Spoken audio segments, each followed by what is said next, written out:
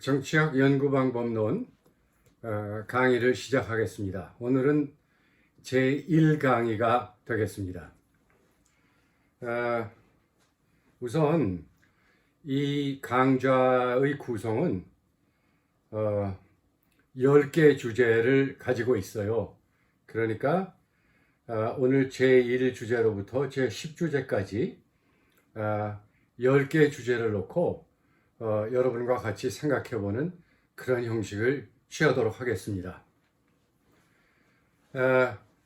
일단 이 강좌의 목표를 먼저 말씀드려야 될 것 같습니다.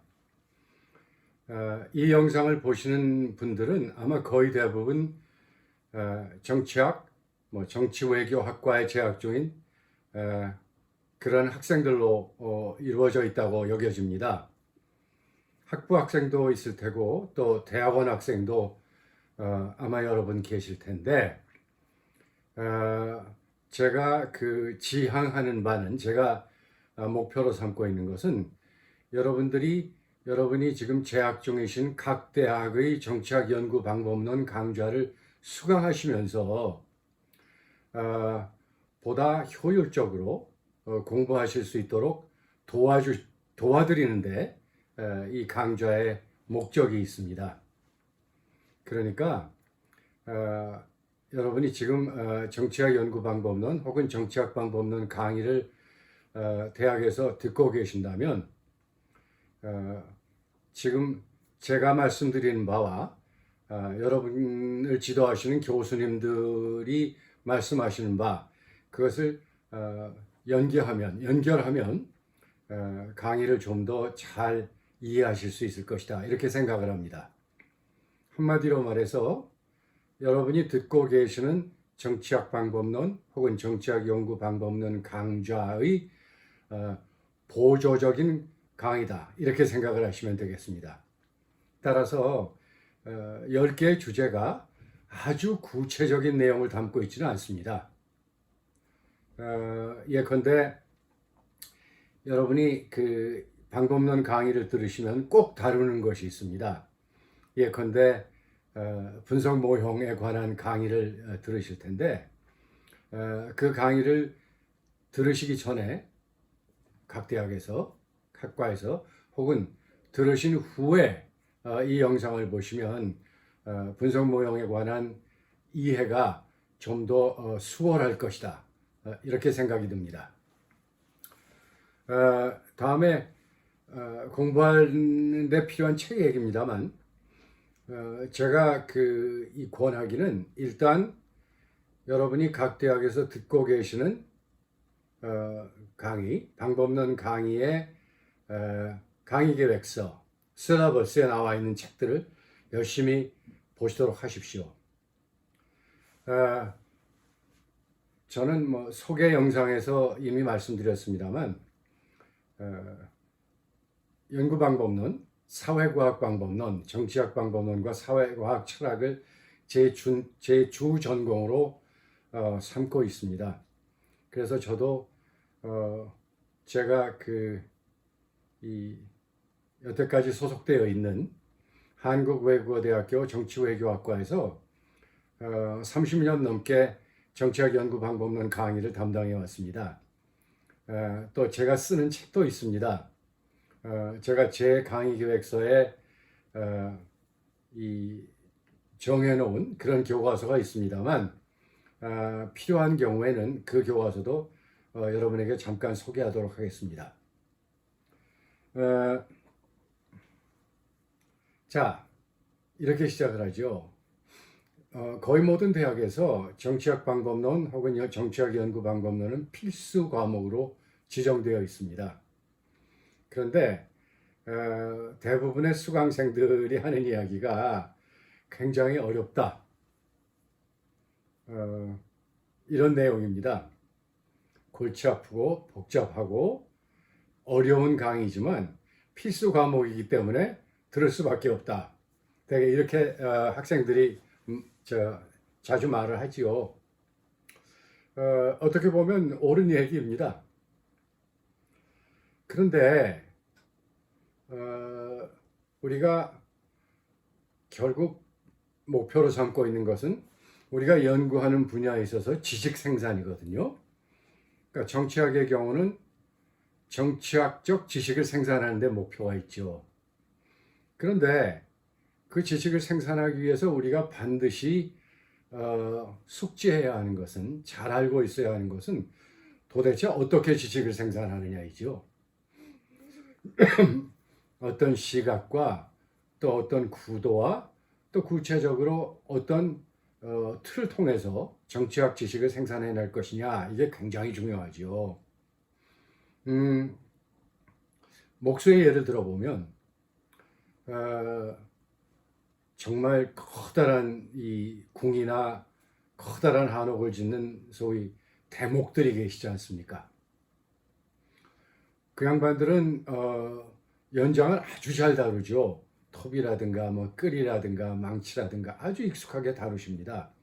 그런데 익숙하게 다룬다는 이야기는 그 각 도구의 쓰임새가 무엇이고 어떠한 논리로서 이 도구들이 적용이 되고 또 이 도구를 적용했을 때 얻을 수 있는 것이 무엇인가를 아주 명확히들 알고 계세요.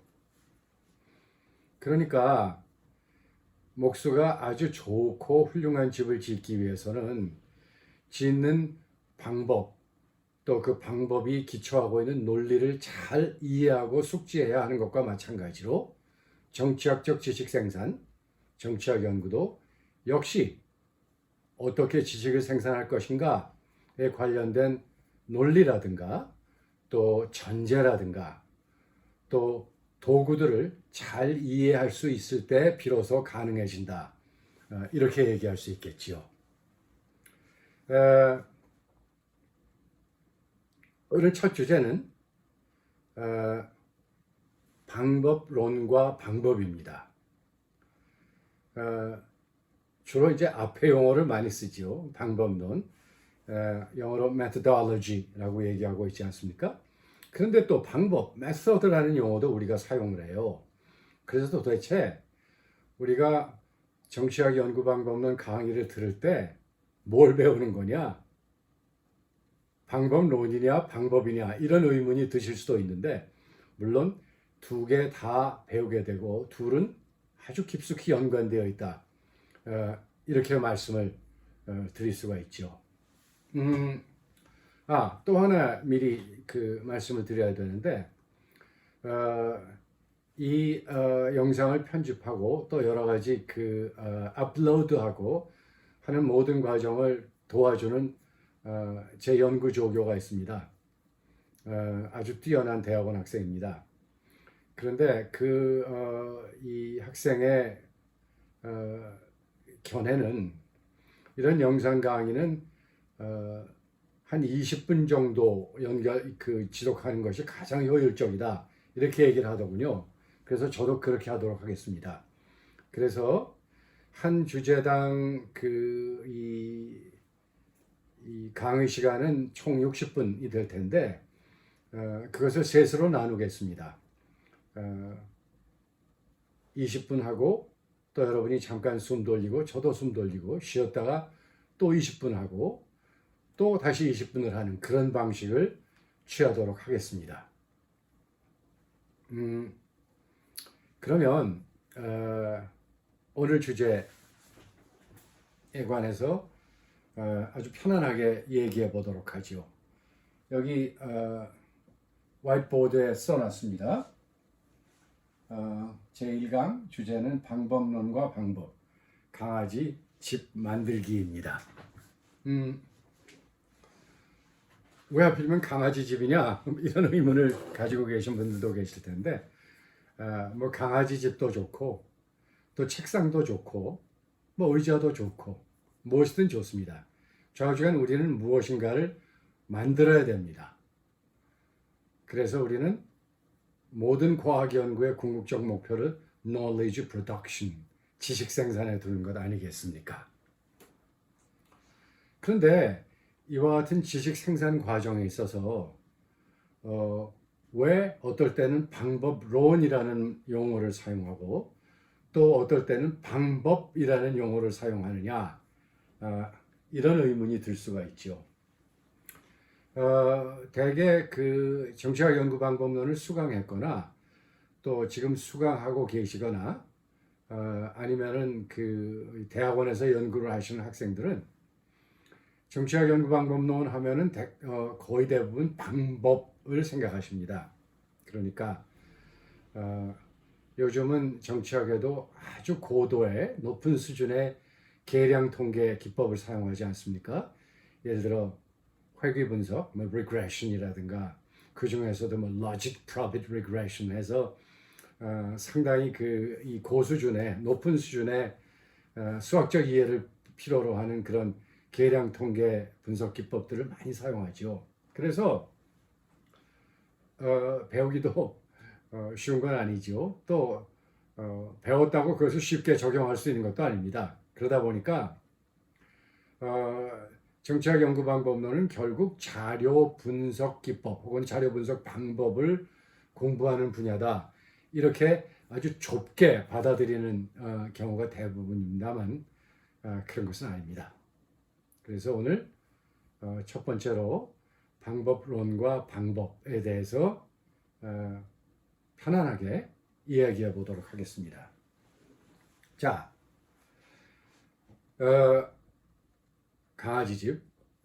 저는 강아지를 아주 좋아합니다. 요즘은 이제 이 강아지 돌보기가 쉬운 일이 아니기 때문에 지금은 강아지를 기르고 있지 않아요. 최근까지 길렀습니다만 강아지를 이제 갖게 되면 뭐 옆집에서 태어난 녀석을 입양을 한다든가 하면 필요한 게 집이죠. 그래서 뭐 요즘 펫샵이 많지 않습니까? 그래서 가서 예쁜 집을 사올 수도 있고 아니면 또 만들 수도 있어요. 만약 만든다고 합시다. 자, 무엇이 제일 처음 필요합니까? 디자인을 하셔야죠. 벽은 어떻게 세우고 지붕은 뭐 어떻게 하고 전반적인 강아지 집의 건축 디자인을 해야 된다는 말씀이죠. 그 디자인을 한 다음에 무엇이 필요합니까? 재료가 필요하죠. 그 재료가 결국 우리에게 있어서는 우리 정치학 연구, 뭐 과학 연구에 있어서는 자료, 데이터가 되겠죠. 그 다음에 그 데이터를 기반으로 이제 집을 짓기 위한 그런 도구가 필요합니다. 톱도 필요하고 또 망치도 필요하겠죠.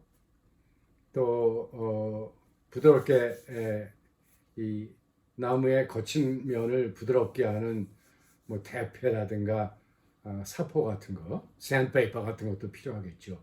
굉장히 많은 도구가 필요해요. 그래서 우리는 강아지 집의 디자인에 따라서 어떤 재료, 데이터가 필요한가, 또 어떤 도구가 필요한가를 정하게 됩니다. 그래서 다 확보된 다음에 디자인, 우리는 이제 과학 연구에서 그것을 research design, 연구 설계라고 말합니다. 그 연구 설계에 따라 하나하나씩 한 단계 한 단계씩 강아지 집을 만들어가기 시작하지요. 그런데 이제 요즘은 뭐 커다란 그 마켓에 가면은 이런 이 재료들을 팔더라고요. 그러니까 나무 보드도 팔고 뭐 여러 가지를 많이 팔더라고요. 도구도 팔 뿐만 아니라 뭐 못이라든가 등등. 그런데 이제 나무를 잘라야 되지 않겠습니까? 그러면 무엇으로 자릅니까? 톱으로 자르지요. 부드러운 나무라면 아주 자르기가 쉬워요. 그런데 여러분, 톱은 나무를 자르는 도구다 라는 그런 지식, 그 기저, 그 밑바닥에는 뭐가 있으리라고 생각하십니까? 톱은 일정한 모양으로 생겼지요. 그런데 그렇게 생길 수밖에 없도록 그렇게 생길 수밖에 없었던 겁니다. 톱은 톱날이 삐죽삐죽하게 연결되어 있지 않습니까? 그렇게 만들어져야 나무를 자를 수가 있는 거죠. 그러면은 이 톱날 같은 모양을 생각해낸 논리는 무엇일까? 어떤 논리와 시각에 따라서 톱이 만들어졌을까? 이런 생각도 해보게 됩니다. 물론 톱을 사용하는 사람들 중에서 톱의 논리, 톱이 왜 그렇게 생겨야만 하는가에 관해서 깊이 생각해 보는 분들은 별로 없을지 모르겠습니다만, 여러분과 나 같은 이 과학자들은 과학자라는 말을 사용하는 건 우리가 지금 거의 정치학을 사회과학의 한 분야로 보고 있기 때문입니다. 미국 사람들은 동의하겠지만 뭐 영국 사람들, 프랑스 사람들은 동의하지 않을 수도 있습니다. 여하간 우리는 지금 과학적 연구를 하고 있는 것 아니겠습니까? 그런 사람들은 왜 톱날이 저렇게 생겨야 하지? 라는 의문을 갖게 마련입니다. 그래서 오늘은 그 논리에 관한 이야기를 아주 편안하게 진행해 보도록 하겠습니다. 말씀드린 대로 일단 여기서 정지하고 그 다음에 잠깐 쉬었다가 또 다른 그 영상 파일에서 계속하도록 하겠습니다.